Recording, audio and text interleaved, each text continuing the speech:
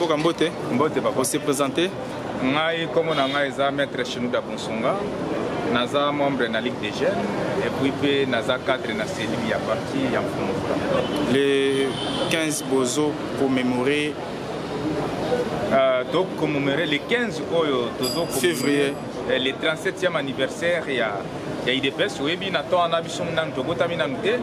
IDPS est bandit combat depuis Kala. Ce que Gotama donne tout ça balé qui IDPS. Voilà pourquoi ils sont les cinq. Bisogno sur va combattre IDPS. Au Kutana, contrairement à Obaolo Baguette au Kende, on a besoin de la vision populaire. Yo monaki dans le vieux Ayaka depuis à Outara en 2010-2011, tout ça ça des martyrs. Yo moni ndenge prestation de serment Salimaki. Tout cela qui en a parlé de la nation, cela qui donc plein à plein. Ceux qui les loto boy ko kende kuna ou ceux qui tolobi les loto kende na Saint-Thérèse to koto ni sayamo. Donc na makambo etali popularité na ville ya Kinshasa jamais aucun lobaki biso na ba fayu muto ba former mutu moko oyo ba osimba eko simba bébé biso na yeto kende ko semezira kana popularité. Donc biso to ya a to kozala awa les 15 et la vendredi to kozala na parti na biso na ba camarade na ba invité to kozala na pona eza journée ya semo. Activité ni lengi la miao. Bon activité to kobenga activité programme na no bimité mais programme bimika ka to kozala awa les 15. Et au moment on a invité Moussou Bakozala, il y a parti ami,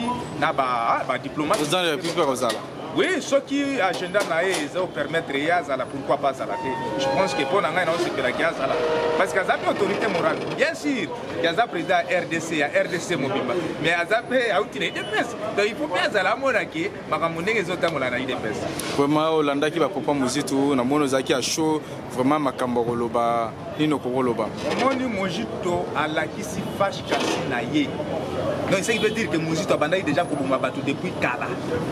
Mouzitu Oyowana a prémédité. Et les lois à Tozo, c'est la Dieu qui déjà procureur. Comment est-il possible de y Mouzitu? C'est là que tu as dit. Oui, bien, époque où Mouzitu a zalaka premier ministre. Na budget et zalaki prévu pour conseiller mon co 1500 $. Mouzitu a bandé pour foutre conseiller mon co 300 000 francs congolais. Et moi on a tout estikala qui zalaki na maboko ya Mouzitu. Mouzitu wana nanu aza muyibi. Par une bateau va détruire mboka oil. Mouzitu aza dedans. Comment est-il possible de y Mouzitu? Où est le pouvoir pour sauver l'intégrité du peuple congolais? Où est le territoire congolais? Où est le pouvoir pour donc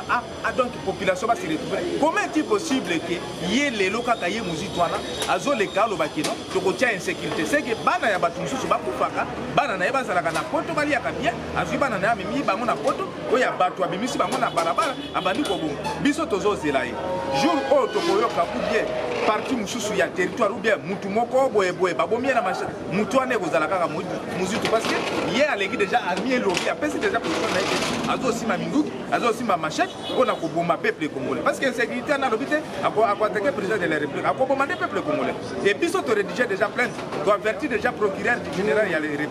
pona acte ba propos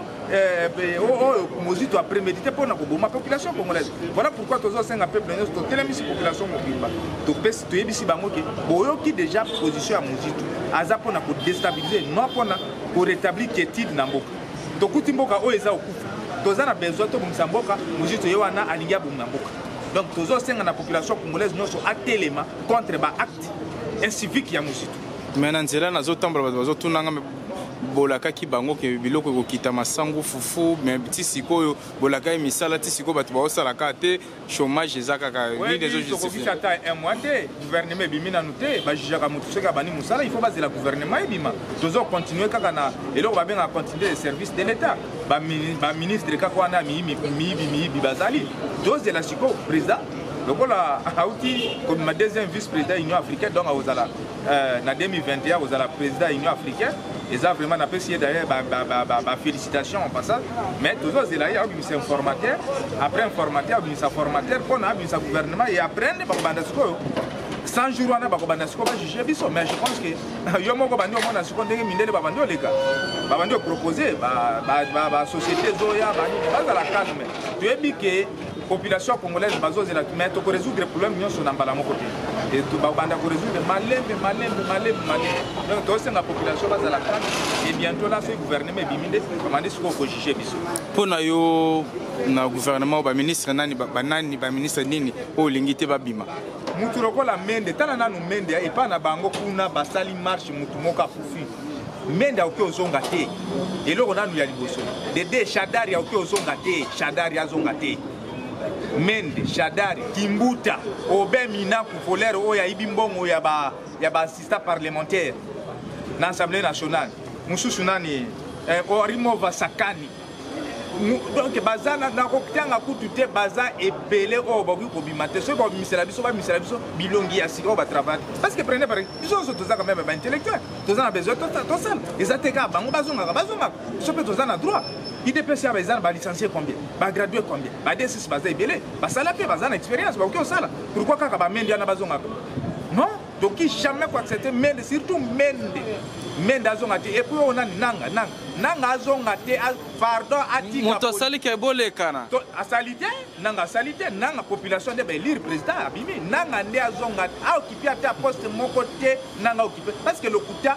dis-moi ta lokuta amende ke ya nanga azonga kutu te et là vraiment tosenga ndi ya mwana nanga azonga te pardon nanga soko zolanda ngai pardon komeka te kozonga na message à Souka président deuxième vice-président alors eza vraiment wana kutu na oloba te parce que confirmer légitimité na ye interne et internationale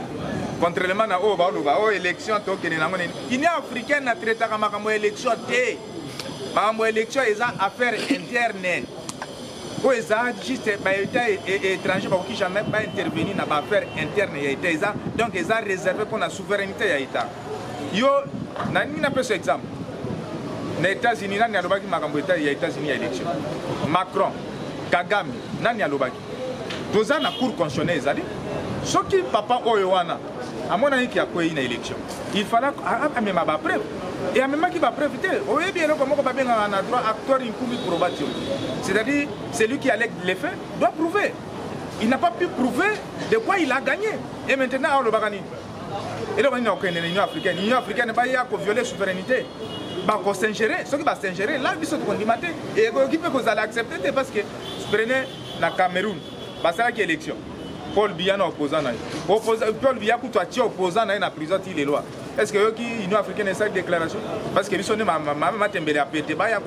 kokoti na ndako na biso mpo na basala oyo balingi non biloko wana ezalaki na temps ya Kabila parce que Kabila azalaki motu moko ya mu abande koloba te biso sikoyo d'ailleurs omoni kutu président ye aosala badéclaration là c'est bien oyebisa population compte rendez-vous oyo akendei kuna eloko wana ya baélection eza il faut kosala eloko babengaka tournant la page c'était déjà fini soit na 2011 vieux Tshisekedi azwaki élection mais après taki serment est-ce que bayaki kolobaki non Kabila longma Tshisekedi afana non est-ce que Fayulu na Tshisekedi nani aleki poa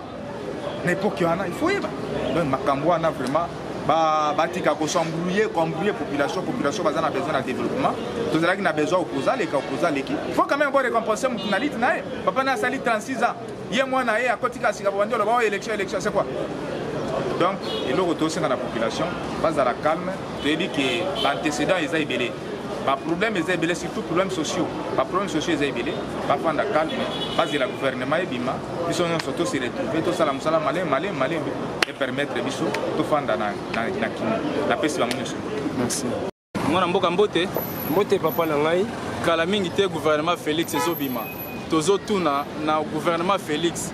olingi babimisa baministre nini to baministre oyo babima te oyo basalaki na Kabila communauté banane bakombo banane babima te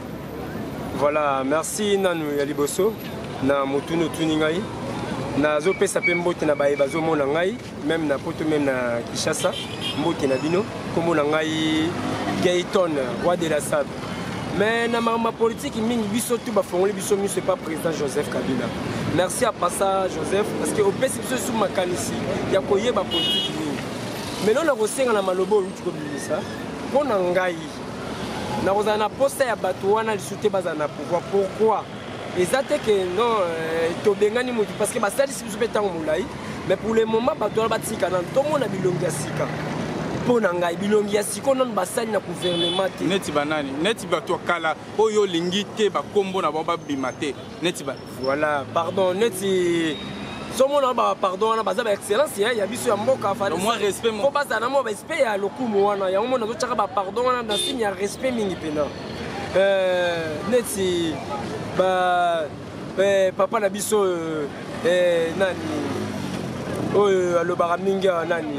ve na biso la mère mende nazosenga na yo pardon fe tika na no pouvoir za musika parce que tosali na yo tomonde ndenge totamboli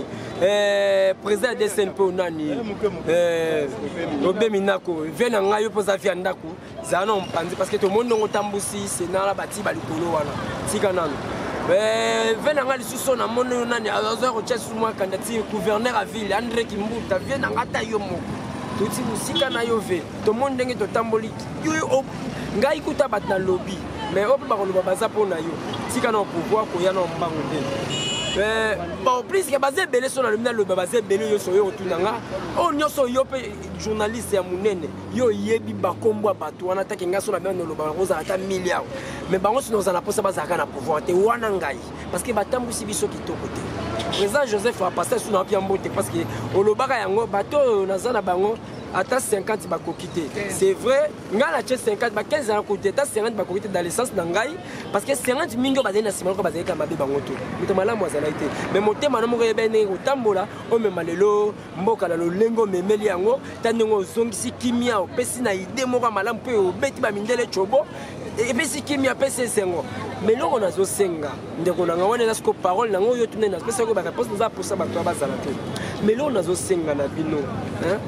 président Tshisekedi nazo peso mbote lisusu ya mingi o mwana yo ya ndako o mwana pene ya palais ya limete o abunda bitumba oyo alongola ku même gaz na sa mutu kalo babwa kaka ona bandi kuna koloba te o ganga na welela gaz na zongisa petino yeyi ezate pona ole kana écran to bunda ngo pokaka to longa elo moko boye pouvoir ezonga na maboko ya peuple congolais le leza na maboko ya peuple congolais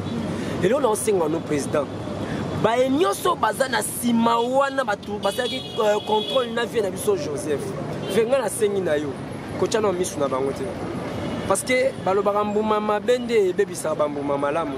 mbula ya malamu eyaka po ebongisa bilanga mais oya mabeto yeba yango na misu ndenge bandaka na mopepe solo ya mabeko bana na mopepe awa na Congo lisusu te parce que tomoni yango tolingi mbula malamu elona ebimisa biloko malamu ndongo za wana ozambula malamu président yo moko ndongo za na mbula malamu mboke so pena kimia hein président na osenga na yo social ngakuti bo beta ba masoya no bokende na Congo za social so tshilonga social na sevie na ebisio na bato balobaka ke ngai na lingaka soki nani te to bendi bango post social yango baluka kolamuka pena na tongo bebo sutuka pena boye kola fufu desafu vena ngataka bakuola bo bende pena makanisi bonga na molangwa te mais molangwa ezaka bato na pito kota na nombre obeta bobo bien pena bo 500 fois na tongo